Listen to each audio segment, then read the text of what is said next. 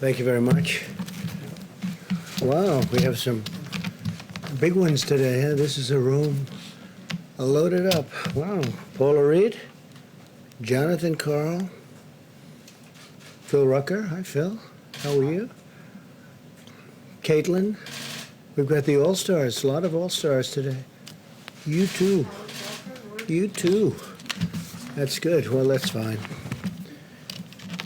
Thank you very much. In the past 4 months, we've added 10.6 million jobs, including 643 manufacturing jobs and 658,000 construction jobs. It's far beyond expectations. We've experienced the smallest contraction of any Western nation, meaning we've been affected less than any other nation, Western nation, and probably almost, I think you can put us in, I just saw some numbers, I think you can put us into just about any category anywhere. And the fastest recovery by far, and that's anywhere. Nobody's recovered like we're recovering. If we followed Joe Biden's strategy, we'd shut down the entire country after just having set records on growth. And we also did have tremendous retail growth, as you probably noticed. We're witnessing the fastest labor market recovery from an economic crisis in our history. By contrast, the Obama-Biden administration had the slowest, weakest, and worst recovery in American history, as you know. We continue to make progress in our fight against the China virus. New weekly cases have declined by 44% since July. Deaths declined by 20% compared to just last week. It's going down very rapidly, really rapidly. This is in contrast to nations in the European Union, which have recently experienced a sharp increase in cases. They're having a very big spike over there. We're hopefully beyond our spike, and we'll see, but we're doing very well all over our country. In the past 5 weeks, per capita cases doubled in France, surged to over 300% in Spain, which I've been hearing about and speaking to some of the leaders of Spain, and they are having a hard time, and increased more than 400% in Italy again. And as you remember, I put a ban on people coming in from Europe after the ban I imposed on China, Wuhan, but because of Wuhan primarily, because that area was very infected, we also put a ban on Europe. So Spain is being heavily impacted, France, and 400% in Italy. Yesterday, European nations experienced 50% more deaths than the United States. And you don't hear these things, you don't hear these statistics, but the United States has done really well. Very proud of everybody that worked on this. And I really do believe we're rounding the corner, and the vaccines are right there, but not even discussing vaccines and not discussing therapeutics, we're rounding the corner. We already have therapeutics out there, by the way, which are having obviously a very big impact, because you look at that, you look at the way people are recovering. It's so much better than in the past, before we knew about the disease and had anything to fight the disease. On schools, as part of our science-based approach, we want schools to safely open and stay open. Children are extremely low risk of complications from the virus. Less than 0.2%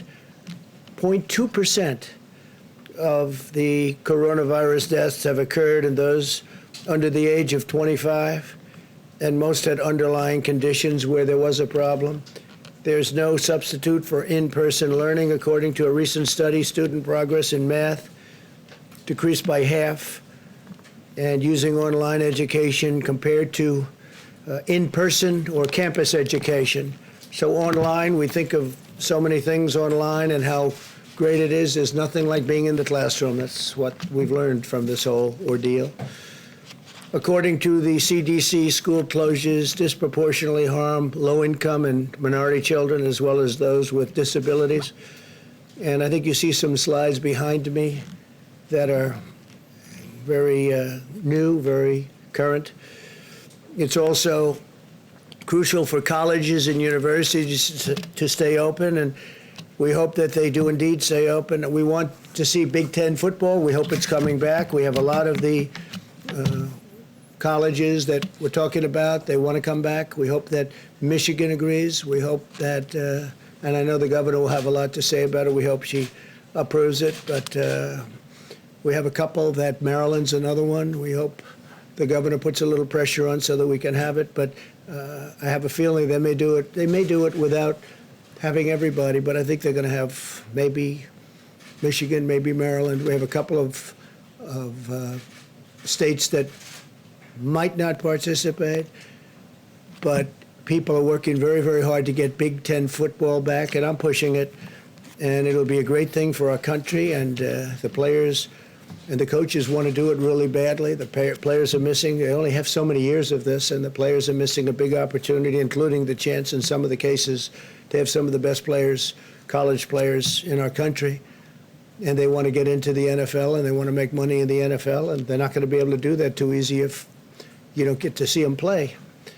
It's much safer for students to live on campus, and low-risk young people would rather than the alternative. The alternative is no good than going home, spreading the virus to high-risk Americans.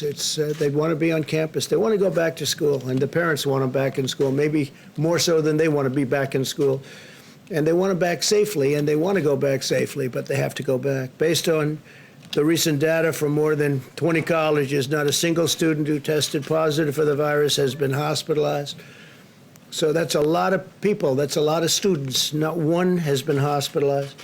As we continue to follow the science-based approach to protect our people and vanquish the virus, Joe Biden continues to use the pandemic for political gain. Every time I see him, he starts talking about the pandemic. He's reading it off a teleprompter. I'm not allowed to use a teleprompter. Why is that, Phil? They ask questions, and he starts reading the teleprompter. He says, move the teleprompter a little bit closer, please. I don't know. I think if I did that, I'd be in big trouble. I think that would be the story of the year.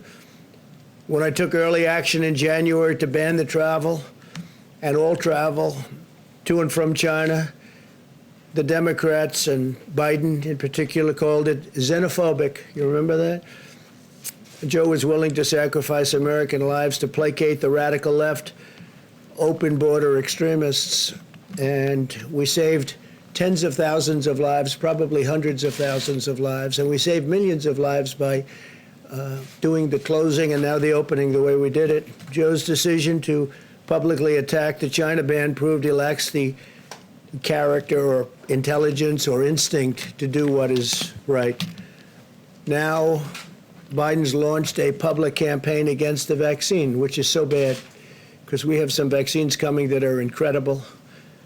Scott was telling me about some of the things that are happening, and it's very exciting, Scott. Thank you for being here. But you don't want to have anything having to do with, for political purposes, being an anti-vaxxer. You don't want to be talking about the vaccines in a negative way, especially when you see the statistics that we're starting to see. They're incredible, actually.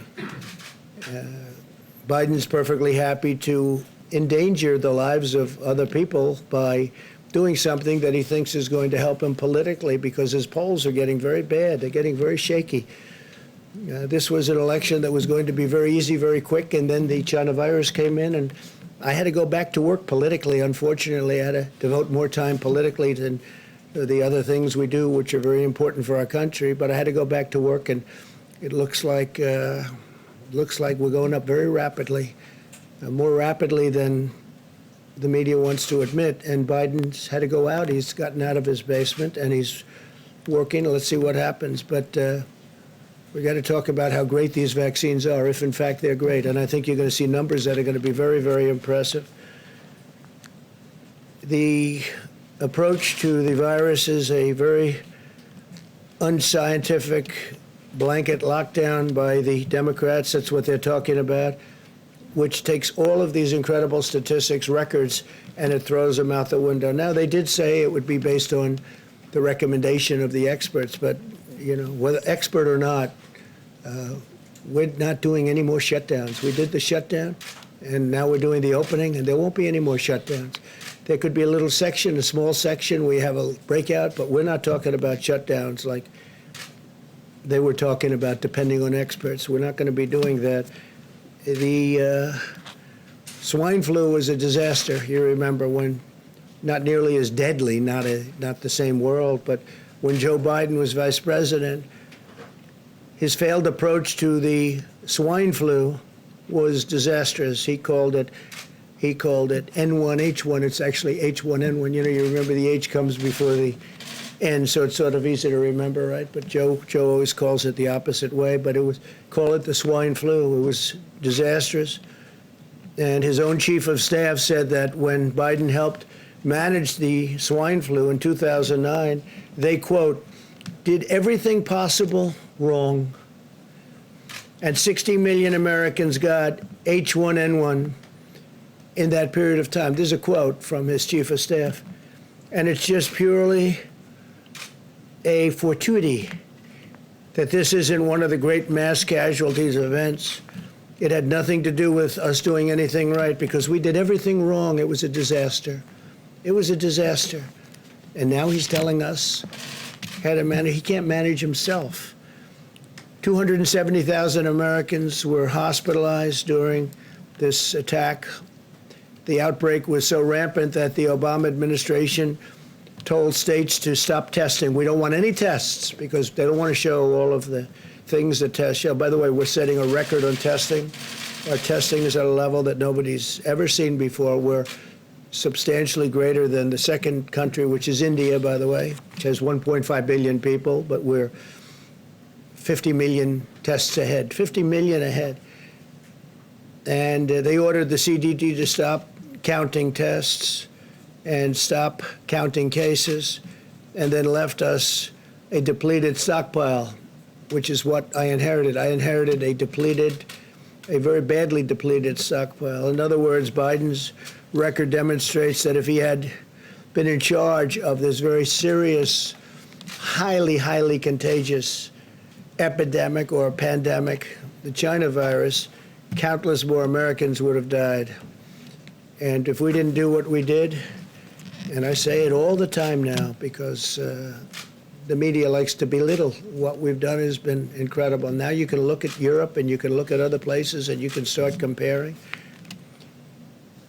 Biden is weak on China. Yesterday it was revealed that a fund partly owned by Joe Biden's son Hunter facilitated the sale of a Michigan auto parts producer to a leading Chinese military defense contractor. You don't want to write about that, do you? Biden spent his entire career selling Michigan jobs to China. Now the Biden family is selling out our country directly to the Chinese military, which has to do with this company that Hunter, here we go with Hunter again. He didn't have a job. Now all of a sudden he's selling companies from Michigan to China. China's military got American manufacturing jobs, and the Biden family got paid a lot of money. And I say it, if Joe Biden ever got elected, China will own America. They will own America. Finally, I can announce with great pride that Secretary of State Mike Pompeo will be departing this evening on a historic trip to Doha. That's Qatar, for the beginning of intra-Afghan peace negotiations. We've been negotiating with them for quite some time, getting along with them. Moved a lot of soldiers out. I got a report this morning that there's been nobody killed in Afghanistan since early February. It's a long time. There's been no deaths, no problems, and a lot of progress is being made in Afghanistan, but we'll be down to 4,000 soldiers in a very short period of time. Likewise, Iraq will be down to about 2,000 soldiers in a very short period of time. And in Syria, for the most part, we're out, other than we kept the oil. As we have soldiers guarding the oil, not too many, I think, small number, but they're guarding the oil. And we're helping the Kurds, and we're making their lives much more pleasant because of the fact that we have the oil. So we're pretty much out of Syria. We're pretty much out of Iraq. And we're down to the smallest force that we've had in, we'll be very shortly down to that number in Afghanistan. The negotiations are a result of a bold diplomatic effort. one part of my administration in recent months and years. The United States will play an important role in bringing the parties together to end the decades-long war. It's been going on for almost 20 years, long before I got involved, I can tell you that. And had they not been wasting our time with all of the phony witch hunts and all of the things, we probably could have done this even faster. But a lot of time had to be spent, wasted like that. But the parties are together right now, and we're negotiating, and we're really making tremendous progress. Next week at the White House, we'll be having a signing between UAE and Israel, and we could have another country added into that, and I will tell you, countries are lining up that want to go into it. As you know, UAE is headed by a very, very highly respected gentleman, and respected by everybody. And he's a warrior, too. He's a great warrior. And Mohammed's very excited about this, and you'll be hearing other countries coming in over a relatively short period of time. And you could have peace in the Middle East. I think what ultimately will happen is you're going to have quite a few countries come in. The big ones are going to be coming in. I spoke to the King of Saudi Arabia, so we're talking. We just started the dialogue. And you'll have them come in, and I think two things are going to happen. Iran will, if we win the election, Iran will come and sign a deal with us very, very rapidly within the first, I would say, week, but let's give ourselves a month, because their GDP went down 25%, which is like an unheard of number, and they'd like to be able to get back to having a successful country again. So I think that'll happen, and I think very importantly, the Palestinians will get back into the fold, and when they see all of these countries that frankly have been supporters of the Palestinians, very big supporters and certainly financial supporters. As you know, we used to pay the Palestinians $750 million a year, and I ended that some time ago on the basis that they didn't seem to want to make peace, and we'll think about it once we have a deal, but I've ended that quite a while ago. I'm frankly surprised they haven't been to the table earlier. But this is the best way. This is a way that's going to be great. This can really bring the Middle East together. And again, since February, we haven't had a death in Afghanistan, that's a record for many years, not a death. And we're getting along very, very well with the Taliban and very well with Afghanistan and its representatives, and we'll see how it all goes. It's a negotiation, but Secretary of State Mike Pompeo will be departing in a little while. So I think that's very exciting news. And a lot of people thought that my natural instinct is war. No, my natural instinct is actually peace. When we were on the debate stage, people used to say, will it be 1 week or 2 weeks before President Trump gets into a war? But that's not. I did rebuild our military.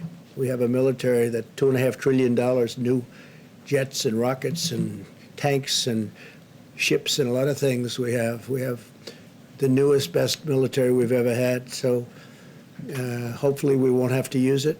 Our nuclear program has been put into gear like never before. And in particular, hopefully, we won't have to use that, because that's a whole new level of destruction, and we never want to, just have to pray to God we never have to use that. All right, please, John. Yes, thank you, Mr. President. Why did you lie to the American people, and why should we trust what you have to say now? Such a terrible question, and the phraseology. I didn't lie. What I said is we have to be calm, we can't be panicked. I knew that the tapes were, these were a series of phone calls that we had, mostly phone calls. And Bob Woodward is somebody that I respect just from hearing the name for many, many years, not knowing too much about his work, not caring about his work. But I thought it would be interesting to talk to him for a period of, calls. So we did that. I don't know if it's good or bad. I don't even know if the book is good or bad. But certainly if he thought that was a bad statement, he would have reported it, because he thinks that, you don't want to have anybody that is going to suffer medically because of some fact. And he didn't report it because he didn't think it was bad. Nobody thought it was bad. Wait a minute. And your question, the way you phrase that is such a disgrace. It's a disgrace to ABC television network. It's a disgrace to your employer. And that's the answer. You ready? Because I love. Of course I didn't. Of course I didn't. No. Deadlier than the flu, and then you went out and told the American public that this was just like the flu. Let me tell you something. You told We've had Woodward one flu thing and you years. told everybody else something else. No, and 5 times, right? 5 times. You ever hear the expression 5 times? We've had flu years where we lost 100,000 people. The flu is a very serious problem for this country also, and we've been losing them. Scott, what kind of a number have we lost over the years with flus? Into the hundreds of thousands. Well, I mean, the last 5 years have been something like 35 to 80,000 per year, every year, even with antiviral drugs and even with Flu is a very serious problem also. But just so you This is worse than the most deadlier than the most strenuous flu. Okay. And then you went out and said it's just like the flu. What I went out and said is very simple. Listen, what I went out and said is very simple. I want to show a level of confidence, and I want to show strength as a leader, and I want to show that our country is going to be fine one way or the other.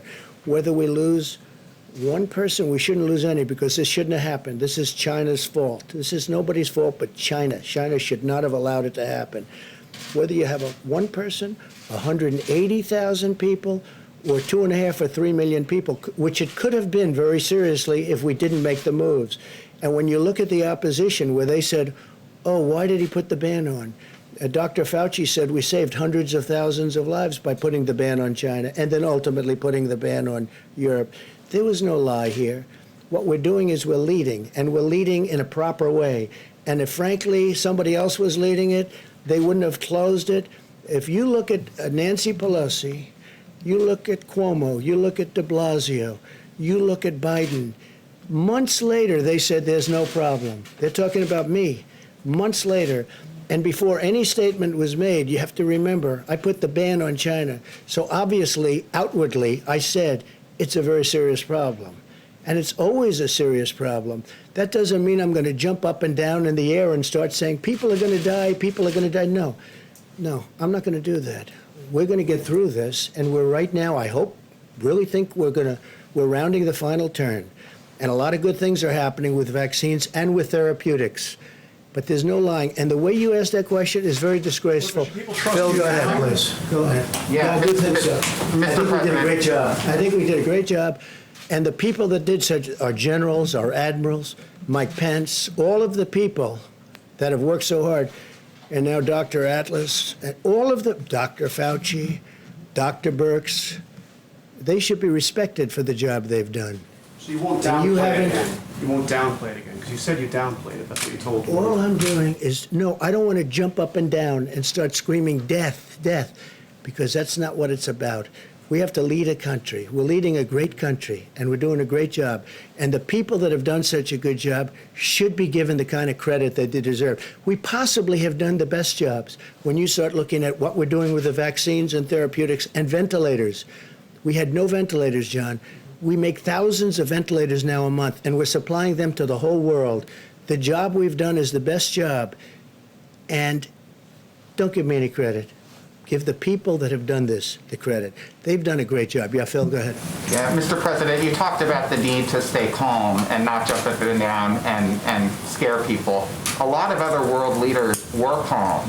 German Chancellor Angela Merkel was very calm as she presented information to the German people so that they could stay safe and protect their families. So why, as you, as President of the United States, did you not level with the American people? Did you not share the information that you knew at the time in real Well, I time? don't know what Angela's doing, but if you look at the European Union right now, they're having breakouts like you've never seen before, and frankly, their numbers are at a level that are much worse than the numbers here. We have done much better than the European Union. I just read you numbers that are not good on their behalf and that are very good on ours, and we have rounded the final turn, and we're going to have vaccines very soon, maybe much sooner than you think. Listen, maybe much sooner than you think. But we have done a phenomenal job. And the people that have done this job, including the American public that's had to put up with a lot, with the lockdowns and all of the things that they had to do, they have to be given credit. They have to be given credit. But you knew this Please, was go a ahead. deadly virus. You knew it was airborne. You knew on February 7th, you told Bob Woodward how it transferred from person to person in the air, how deadly it was.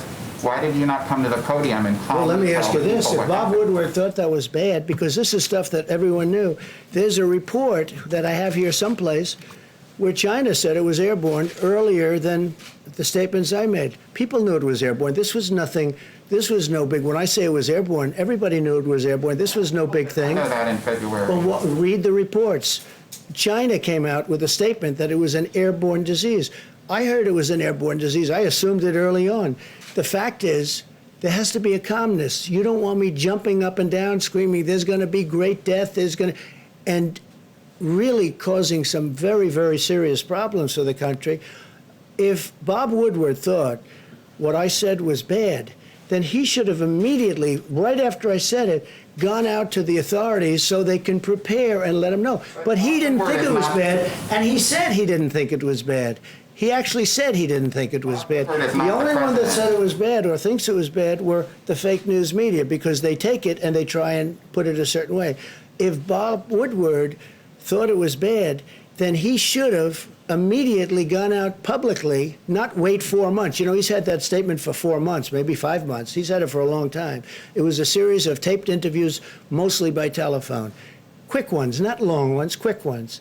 And I did it out of curiosity, because I do have respect, and I want to see, I wonder whether or not somebody like that can write good. I don't think he can, but let's see what happens. Yeah, please. Thank you, Mr. President. We're just about 50 days out from the election, and we haven't seen a lot out of the Durham investigation yet. Yeah. Where is that? And do you have confidence in the investigation? Well, I can't tell you that yet. I have to see. I'm not involved in it. I purposely stayed uninvolved. I'm, I guess, considered the chief law enforcement officer of the country. I could be involved if I wanted to. I thought it would be better if I wasn't. I think it's better if our great Attorney General handled it. He has Durham, who is a very, very respected man, and we're going to see what it is. I can't tell you that. I can tell you this. I can tell you this. They lied. They cheated. They leaked. They got caught. They spied on my campaign. Never in history has there been anything like this.